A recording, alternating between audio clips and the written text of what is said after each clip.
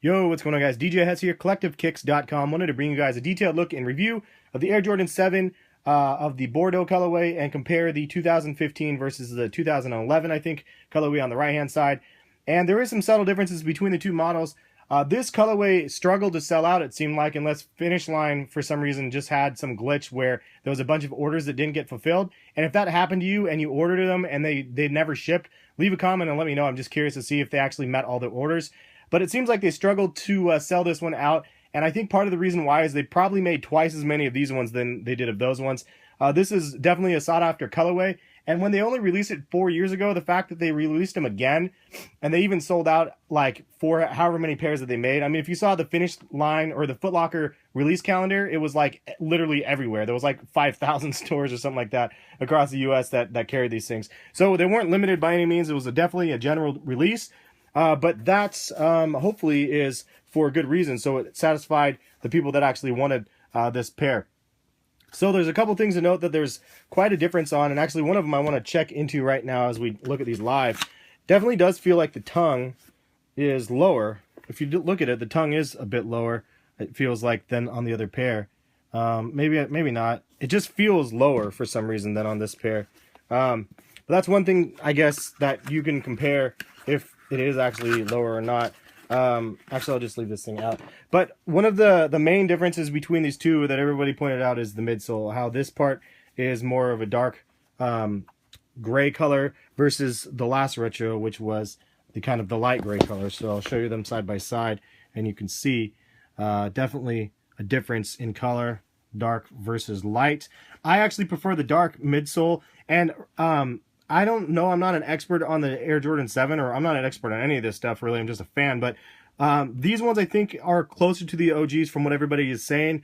So the one on the left, people are like, oh, it's not like the last retro. But this last retro was not like the OGs. The OGs actually had a darker midsole. So it's kind of nice that Jordan Brand mixed things up. And I think it's nice that they actually do mix things up between the retros. I know some people get kind of up in arms about that. But at the end of the day, like, there was like an original true to form like model, and then they've made variations of them. And actually one thing that I just noticed as well that you guys will probably love is that there's a Nike Air on the insole versus the other pair with the Jumpman on the insole, as you can see here as I rip these insoles out. They're black insoles with the Jumpman instead.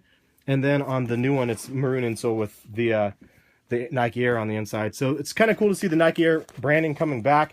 Quality, though, that's probably the big question. How is the quality comparison from these ones to the last retro? Some people think that the last retro had better quality.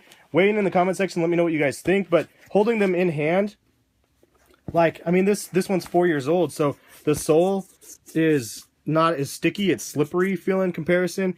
You can also see that the coloring is a little bit different from the soles. You could see that on the older one, it has the more of an olive, and the newer one has more of like a lime green almost. I don't know, again, which one is true to the original or not, but you can see the difference between the two is the one on the bottom, which is the new one right here, is a lot more vibrant than the other one. On the back, you could see the midsole, again, difference in color, and then you can see the 23 is, let's see, this is a little bit brighter as well than this one is. And I believe that the 23s are facing the same way if you look at each of them, like the actual ones side by side. So you can see this is like the same on each. That might be an easier comparison. Let's see the back tab. You can see the inside liner is actually a little bit lighter on the new pair as well here. Wait, it tricked me again. This is actually lighter on the older pair. The newer pair, it's a little bit darker. So it's tricky how it goes around. These ones, I'm mixing and matching them, dude. You guys can't even tell. Or you guys are like, dude, it's super obvious, and I'm like, dude, I can't tell. I'm holding both of them. So these, let's get the pairs back together. I like the soles of these, are really sticky though. It's kind of nice. Quality wise though, of the materials, one other thing I will show you that I didn't notice is this area right here, the mesh holes and stuff. It's just definitely wider here on the newer pair than on the older pair. So that's kind of an interesting thing. The way the build is a little bit like, you can see this is like a really tight little U, and this is like a big like half circle almost. The tongue patterns are always different on every pair. So you can see this one has a little bit of yellow on this one. This one doesn't have any on the newer one on this one, but it does have some yellow on the newer one on this one. So they're just always different on each of them.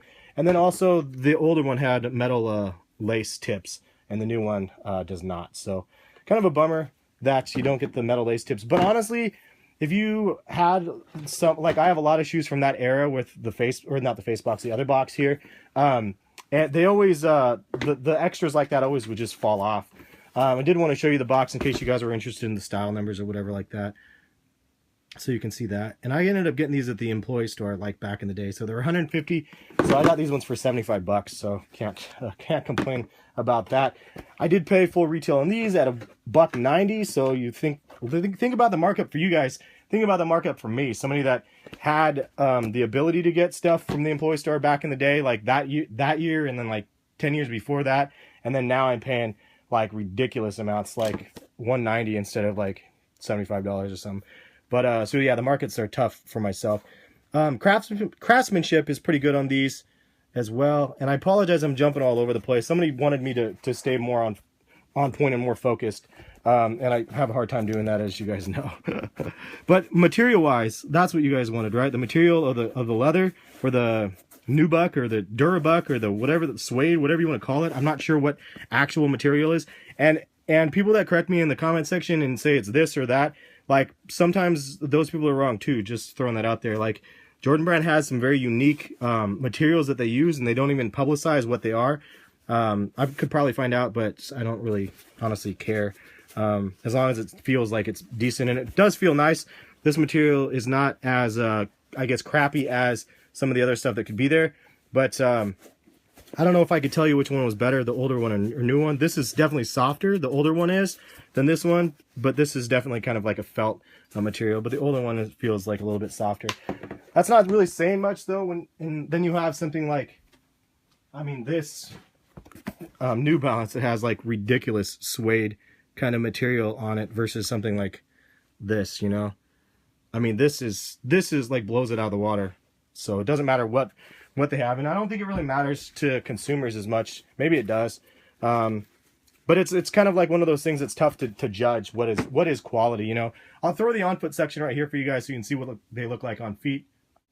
So what do you guys think about the Bordeaux Air Jordan 7s? Did you guys cop them or not? It is a classic colorway that I think is kind of a must-have in the collection, and enough for me to be able to buy the extra or the next one that released, and I'm okay with it.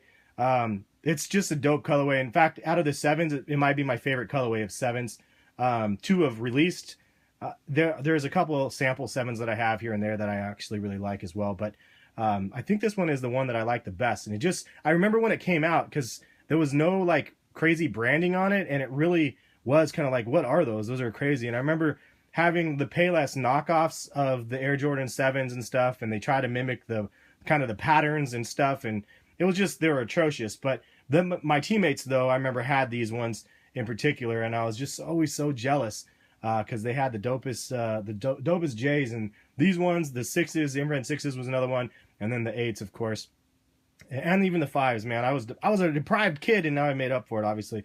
But no, I'm having fun with it, and it's pretty cool that they ended up coming out for the youth out there now that really doesn't, I don't know, it's kind of transcends time in a sense where you guys that can't afford these right now, and your classmates can, you guys are going through the same emotions and the same things that I went through when I was a kid, man. It's just, it's okay not to have them. It's okay that other people have them, and it just gives you something to work for through your life, to try to have the have-nots, I guess, to have the things that you couldn't have when you're younger. So anyway, throwing that out there. Have a good one. Getting too deep for you guys probably, but we'll catch you guys for some more videos soon. Thanks for watching. Peace, guys.